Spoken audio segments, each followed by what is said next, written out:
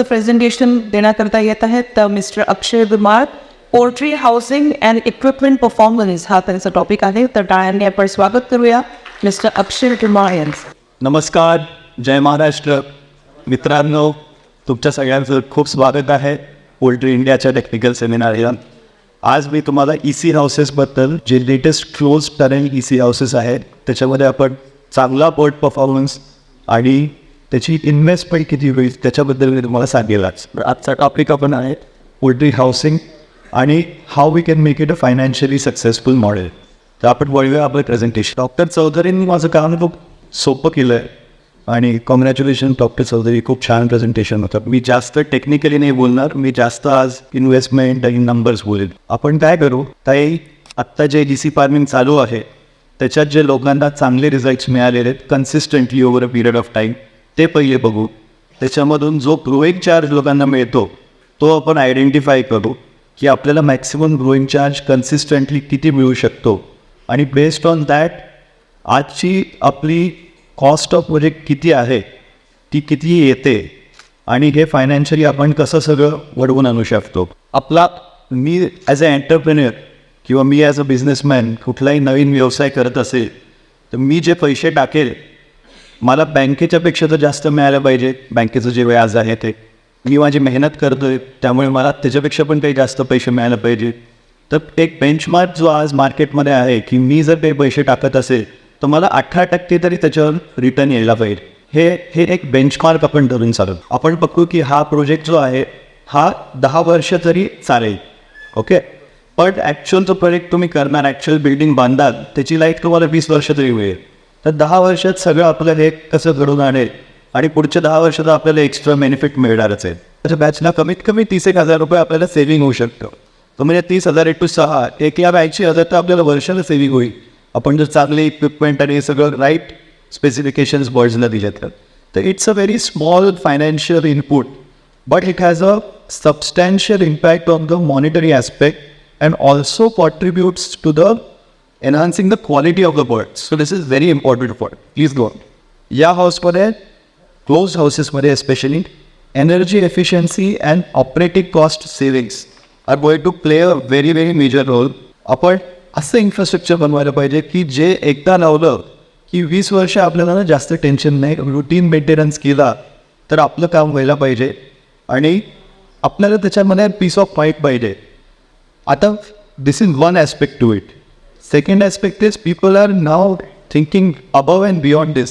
They are thinking on operating cost. आपण कशी अजून बेटर करू शकतो, एनर्जी रिडक्शन आपण कसं अजून करू शकतो. सो पीपल आर थिंकिंग की मी एनर्जी एफिशियंट ड्राईव्स लावेल, high quality high energy saving Motors लावणार मी. इवन टू सम एक्सटेंट काही ठिकाणी काही प्रोजेक्ट्स ज्यांना केल्यात आम्ही सोलर प्लांट्स पण त्यांच्या रूफवर लावून दिले. So there entire payback is 4 to 5 years. So this is going to drive your operating and electricity cost down further. And technology is already moving towards this. Automation will aid your ease of management. तुम्ही एकच पाहून चालवत असाल तर वेगळी गोष्ट आहे. पण ज्या वेळेस तुम्ही 2 हाऊसेसचे 4 हाऊसेस कराल, 4 हाऊसेसचे 10 हाऊसेस कराल, definitely you need automation, you need standardization and you need ease of management. So you will get ease of management each time, every time in these houses, provided you have the right kind of management, right kind of people. Labor cost, availability and dependability on labor is very crucial. That तुम्ही 30 दिवस चालू कराल पण 2-3 दिवस लेबरचा problem झाला पूर्ण batch मार खातं. तर ते ऑपरेटिंग लॉसेस आपण बऱ्याच वेळा आपल्याला समोर दिसत नाही पण these are hidden losses. This type of automation is going to help you in data collection and analytics. These controllers can monitor your feed consumption, water intake, bird weight, temperature, lot of other things, ammonia. And you can really become a smart farmer using these kind of automation. जसं मी तुम्हाला म्हटलं की standardizing farm management practices is crucial, very important from integration companies also. की तुम्ही जर integration companies असाल तर एकच साईजचं तुमच्याकडे हाऊस असेल आणि एका साईडवर तुम्ही आता 15,000 पक्षी ठेवलेत किंवा 10,000 पक्षी ठेवलेत. इमॅजिन की एकाच साईडवर तुम्ही 30,000 50,000 पर्यंत पक्षी घेऊन गेलो. तुमचे लाईक सुपरवायझर्सची कॉस्ट कमी होणार, मॅनेजर्सची कॉस्ट कमी होणार. सो फार्मचं जे आहे बाकीचं सगळं जे ॲडमिनिस्ट्रेटिव्ह वर्क आहे ते कमी होईल. So this is very beneficial from the integrator companies aspect as well. आणि कॉन्ट्रॅक्ट ग्रोवरसाठी पण एक हाऊसची जर तुम्ही जास्त नंबर ऑफ वर्ड्स एका कंपनीवर कॉन्ट्रॅक्टमध्ये ग्रो करू शकले तर ऑब्वियसली तुमचा जो क्वांटम आहे total quantum of profit that will definitely increase. आणि तुमचा पण त्या बिझनेसमध्ये इंटरेस्ट जास्त वाढेल. Contract growers can scale multiple shades in one complex. एका छोट्या त्यांची जी जागा आहे, आता जागेचं खूप रिस्ट्रिक्शन आहे आपल्याकडे असतं, तर एका जागेवरच ते 2 हाऊस 3 हाऊस 4 हाऊसेसपर्यंत करू शकतील. पोटेन्शियल पार्टनरशिप्स होऊ शकतात की समजा कोणी इन्व्हेस्टर असेल बाहेरचा जो पोल्ट्री बिझनेसमध्ये इंटरेस्टेड असेल तर इंटिग्रेटर इन्व्हेस्टर जॉईंट प्रोजेक्ट करू शकतो. 1-1 लाख बर्ड्सचं कॉम्प्लेक्स करू शकतो. 1-1 लाख बर्ड्सचं इंटिग्रेशन आपण कॉन्ट्रॅक्ट फार्मिंग मॉडेल आपण क्रिएट करू शकतो या ह्याच्यामध्ये. आता let's go back to investment and ROI. की जसं मी तुम्हाला म्हटलं की मी जर कुठल्या बिझनेसमध्ये पैसे टाकले तर मला 18% व्याज तर यायला पाहिजे, 18% इंटरेस्ट यायला पाहिजे. कॅल्क्युलेट करताना 10 वर्ष प्रोजेक्टची लाईफ कॅल्क्युलेट करू, पण ॲक्च्युअल लाईफ तर 20 वर्ष तर मिळेलच. आपलं 6 बॅचेस आपण काढू, वर्षातून 6 बॅचेस तरी मिनिमम काढायला पाहिजे. हे जर आपण पकडलं ₹650 पर वर्ड प्रोजेक्ट कॉस्ट येते आणि आपल्याला मिळणार आहे ₹21.25 इंटू 6 बॅच इंटू 5 वर्ष. ओके, आपण असं पकडू. आणि ह्याच्यामध्ये 50% पैसे जे आहेत मी स्वतःचे टाकेन, 50% मी बँकेकडून घेईन. त्याचं व्याज पण मी पकडलं 12.5%. की 12.5% मी बँकेकडून पैसे घेईन.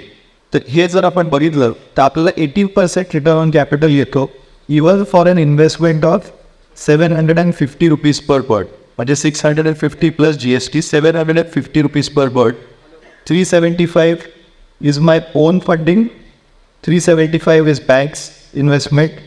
इयरली EMI जो येतो 10 वर्षाकरता तो ₹60 येतो वर्षाचं EMI. बर्डचं जे इन्कम आपल्याला मिळतं ₹21.25 into 6 batches for a year is ₹128.